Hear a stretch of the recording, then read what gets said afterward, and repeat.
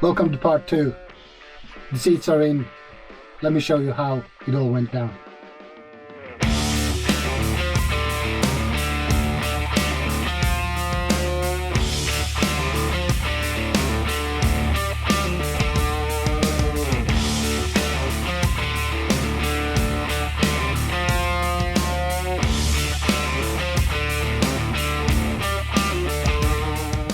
Welcome back to the second part of this Land Rover seat install video.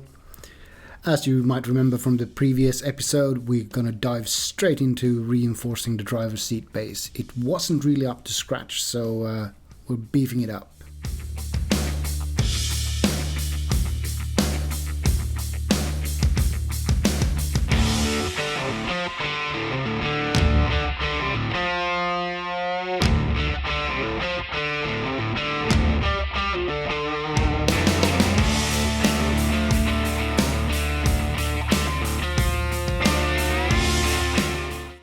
With the reinforcements in place, all that was needed was a few coats of satin black and the driver's seat base is done.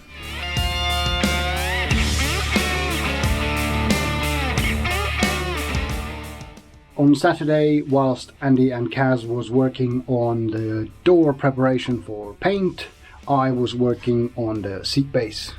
This is as far as I made it. I made 2 uprights, a horizontal bar at the front, and 2 sticky out bits where the seat's gonna go, and that's as far as I made it on a whole day. It's quite a disappointing day from everything, even though we made a lot of work happen. So today, whilst I would love to continue with the doors, the weather's too for me to do that, so I'm gonna continue with the seat base. Hopefully that'll work out, because I can work under the canopy of the workshop tool cabinet box, which there's a video about if you want to look at that, and then inside here doing the welding and all that sort of stuff. So hopefully I can get these done for that. Oh, and the driver's side seat base is painted.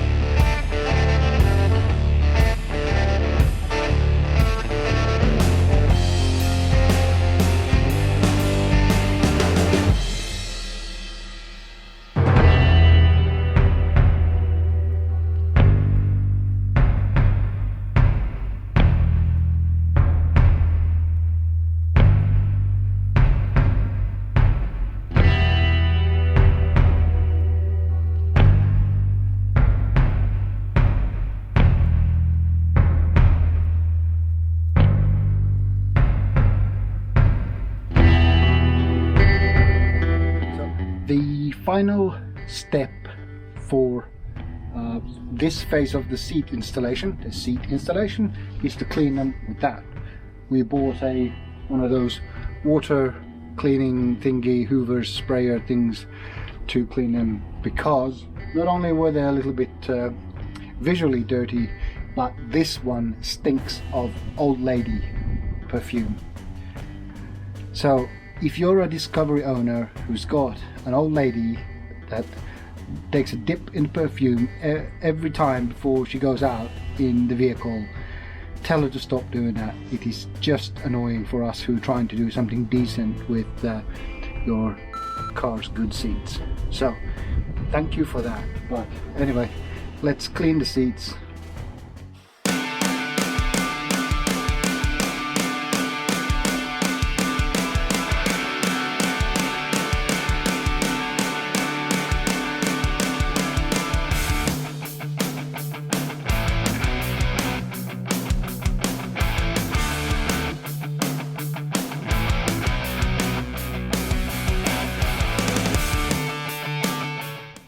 That's the dirt from one seat, so I kind of would have expected them to be dirtier than that, but not bad.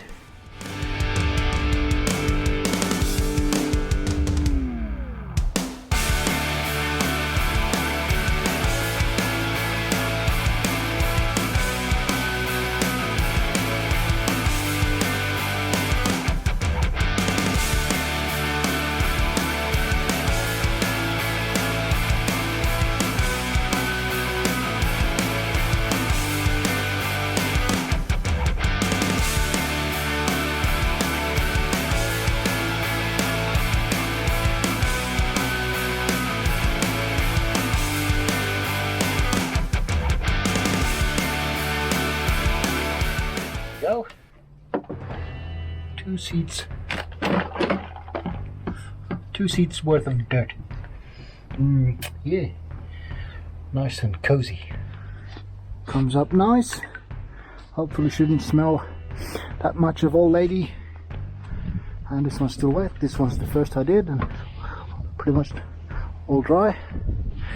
So I'm pretty pleased for a £40 used wet vacuum.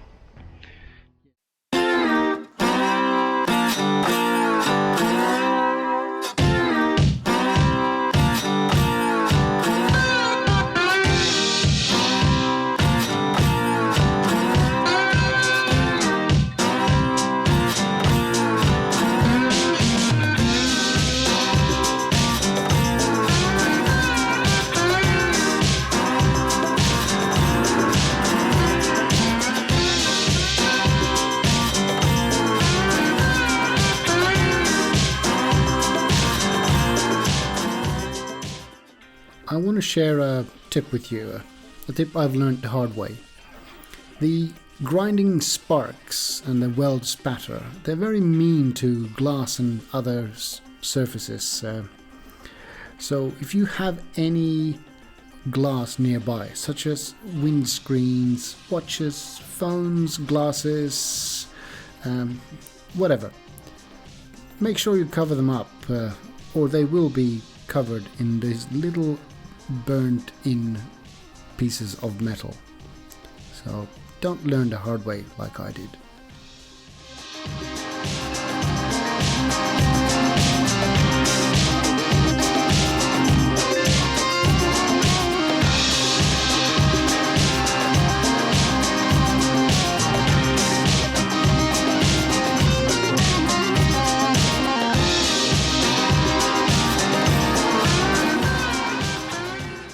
What you doing?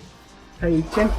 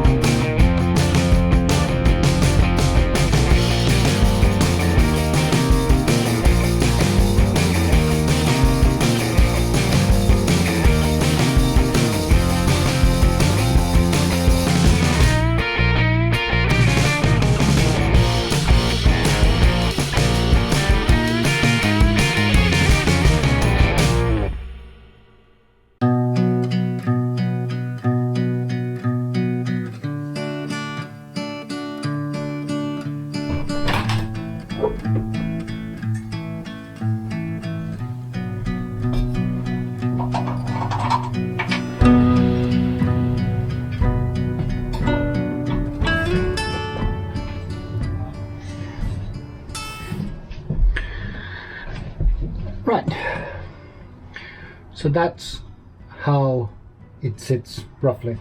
It obviously needs to be bolted down, but I thought I'd explain to you from that direction the design criteria. We have 4 bolts, or four threads in the floor here, and I wanted this to be as open as possible for pretty obvious reasons, because I can see that this is a very useful space for storing something or mounting something. So it could be, you know, computer, heater, storage, safe, chargers, batteries, whatever. Something can be mounted here. So I wanted access from this direction, which meant that the further back threads would be unused, which they are at the moment. And that meant that all the forces at the front would be on the front threads bolts.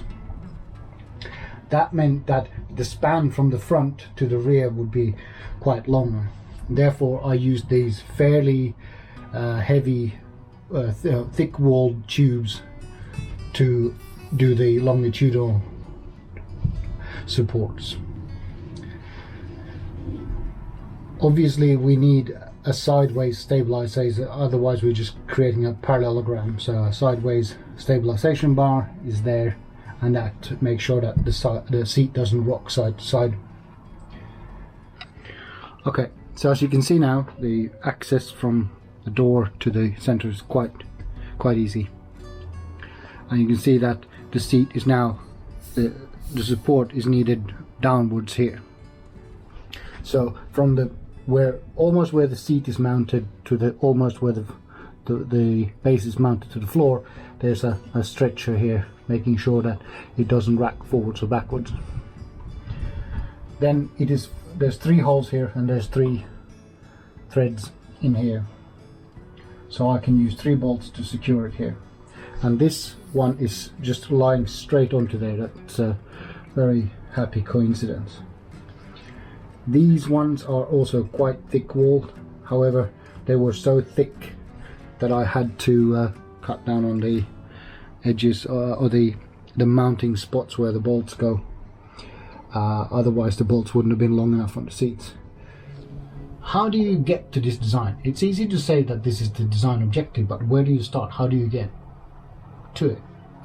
Well, I started with measuring the distance between these holes. Because we have the Atkinson Voss rubber mat, if I were to just screw down onto here, I would be compressing the mat, and the compression of the mat would probably make the bolts loose or insecure or something like that. So I have created some, what we can call standoffs at the bottom here. And their job is to clamp down securely onto the metal of the floor of the cab, so that when you put the bolts in here, it clamps to the metal, not to the rubber mat. That leaves a slight gap here too, so the rubber mat is not under compression. So once I had this flat bit mounted here, I got my angle finder. It's a bevel box. It's a digital thingy that you can reset on one plane and then you can angle it to another one. So I got the angle of this surface, then I got the angle of what I wanted it to angle back. That gave me a compound angle of how to mount this upright. I then welded this upright onto here, and then I basically had a straight line to here at the back, which I could extend a tube to. I also mounted this one backwards at the same angle as that one, but 90 degrees to the floor. So now I had elevated that bit, and then I had to figure out how to get the correct length of the tubes so that it would match to the back there, and hope that it would actually match at the correct level. So initially these ones were longer, so I could make them parallel with this surface here and parallel with the floor. So again, I used the bevel box to figure out what the angle of this floor was, and then I transferred that to this one. So they're within 1 degree. They're not super perfect but they're good enough. And then once I was able to rest the pipe here, a tube here, and get the angle right, I was able to tack it here, cut it to length, and then this one the same thing, get an approximate length, cut it, and then I started on the back bit, which I knew that if I could make a single piece of metal here, then I can connect this tube to that, and then I can create a bridge from that point to this tube here at the back. I could have used this hole too, but thought it would just be extra complicated. There might be a case for doing that, so I am leaving that option available. And then once I had the 2 horizontal bars in, I could just very simply mount these 2 onto the chair and then put the chair in here. And I kind of knew from the other side that I did first that I needed to make this go as far forward as possible, and then I needed to adjust the side to side so that you wouldn't be sitting cramped to the door or too far into the cab. And that's how I got the X, or this direction on these ones. And so that's sort of the logic of how I got to this design.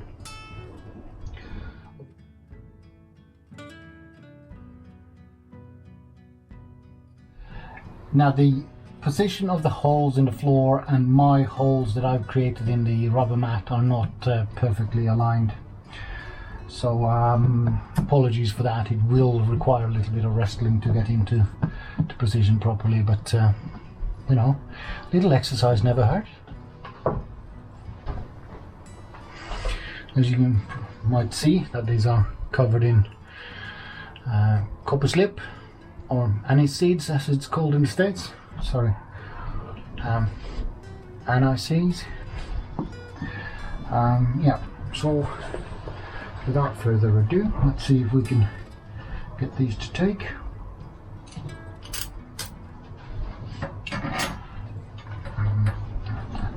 Seems a bit too short actually. Might have to go get different bolts. Yeah, let me go get different bolts. Okay, got longer bolts. I wanted to put as shorter bolts as possible, obviously, but apparently I went a little bit too short. No jokes about that though.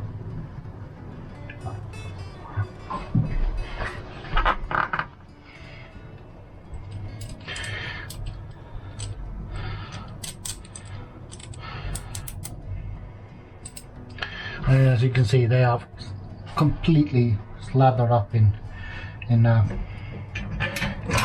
copper slip. Copper slip is very important on stainless steel because of a thing called galling. You can look that up if you want, but do not neglect copper slip.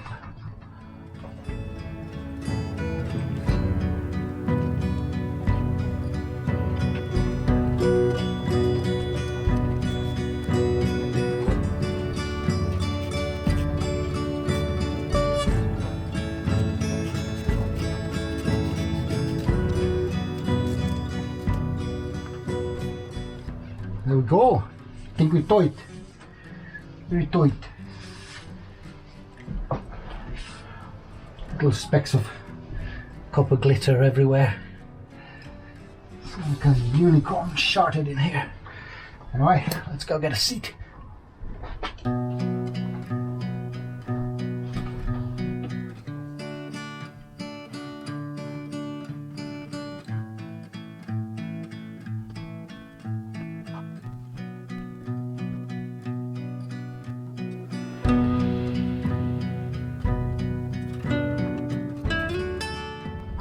Okay, let's give it a quick adjustment.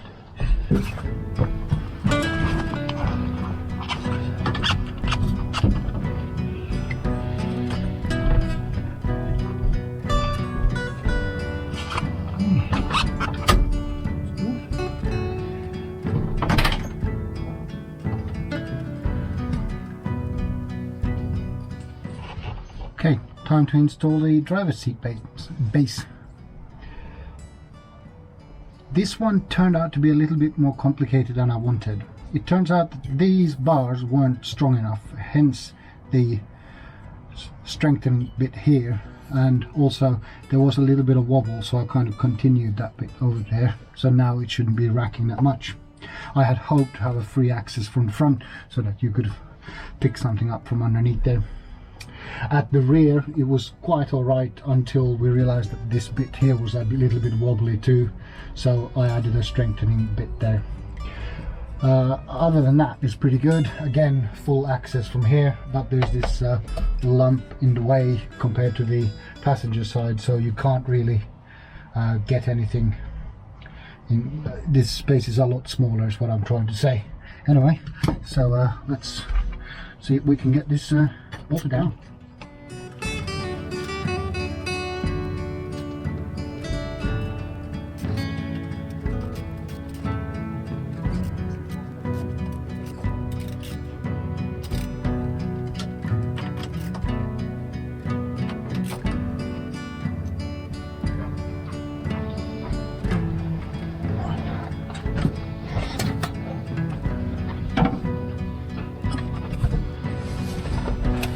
Oh, still smells of old skanky armor.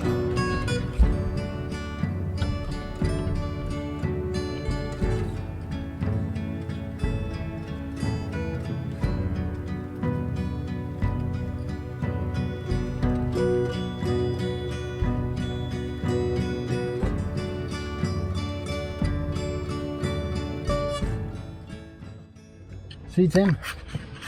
You want to put the headrest on?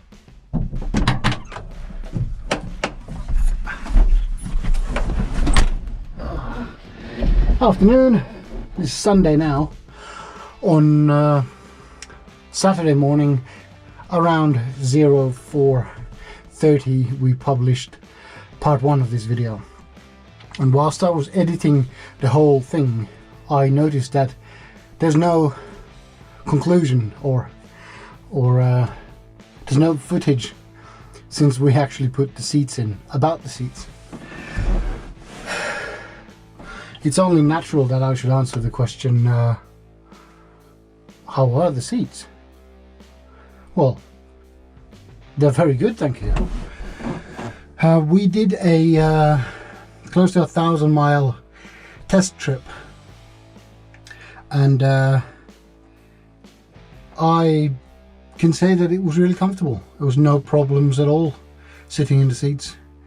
The only problem that I have is that my throttle foot is at a very steep angle if I'm not going flat out, and I don't like going flat out because it just makes the whole thing a lot noisy, very noisy. Yeah, it was really good and they're really comfortable, so absolutely no complaints. I'd recommend these seats if you're gonna put them in a Unimog. They are a bit thick, so you lose a little bit of forwards and backwards maneuverability, some range on that, but in general they're very good, very comfortable, no complaints at all. And this seat is obviously the well, it's not obvious, but this is the driver's seat from the Land Rover, and it was a British Land Rover, which means that it had the steering wheel on the incorrect side, which means that now the seat adjustment, which used to be next to the door, is now next to the gear lever, so no problem, works really well. But yeah, let me show you some pictures of what they actually look like.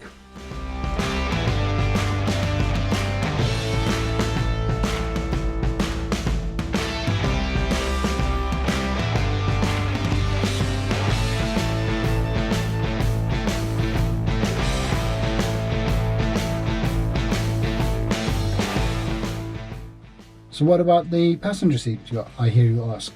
Actually, I can't hear you ask because you're on the other side of the YouTube thing. I'm going to tell you anyway.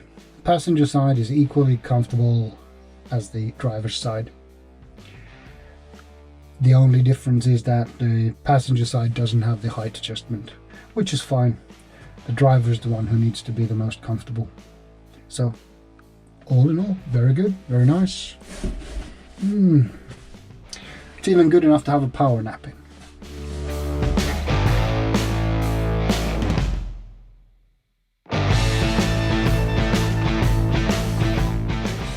It took less than 24 hours to receive a comment saying that these are unsafe. And thanks for your concern. One thing that you didn't see in part 1 was that the seats weren't finished, the seat bases weren't finished. But I wanted to point out that the seat belts are attached to the cab, including the buckle on the other side. This seat is therefore not a structure, or the seat base, which is the modified bit, is not therefore a structural part in a collision situation. In a collision situation, the seat base needs to hold the seat. Me as a person, the driver and the passenger, are held in by the seat belts. Well, that's the theory anyway. I'm not an expert on this one. However, I'd also like to point out that the seat base itself has got various triangulations. So for example, for this seat to be able to be pushed forward, there's a bolt right there, and there's a very thick, massive piece of steel here that is pretty much directly connected to the fastening point up there at the seat. The same goes with this one. That one is pretty much directly connected to there. The forces that would be required to remove this seat from its place, I cannot imagine what it would require to move that. Sure, it looked a bit wonky and unstable in the first part, but we've addressed that. There's now that one there is taking care of that, and this bar here is taking care of this one. On the other side here, the distance is very small, so this spot is again pretty much directly connected to the floor. Yes. On the passenger side, it's even better, and you haven't even seen that bit in the first part yet, so you've seen it in second part. It's attached at the back to the chassis, and it is a straight rail, a very hefty one, with triangulations to hold it in place. And again, the seat belt, as you can see here, is attached to the cab as per Mercedes' original design. We haven't changed that. I'll just jump in to show you where the seat belt clip is fastened. There and there. They are as per Mercedes' fastening points. So, thank you for your concern. I don't think it's unsafe. If it would be unsafe, I wouldn't have built it like this. Disclaimer, I'm not a mechanical engineer. That's Kaz's job. So, I might be wrong. So, let's avoid accidents instead. I guess it's also prudent to point out that when the priority bubbles up to the top, we will put either the original Land Rover side covers on the seats or modify them to fit, or we'll create something else. It's not intended to look like this forever. Another thing that's on the to-do list is to connect the heated seats. I don't have the specs for that, so if you know the Land Rover electrical system and you can tell me which wires it is that I need to connect up, then I'd be very grateful for that.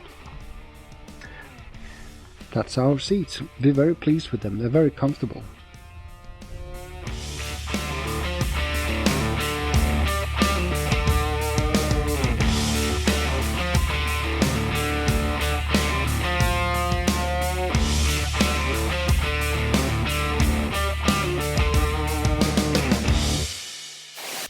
Why am I sitting on the floor when I've got these comfortable seats?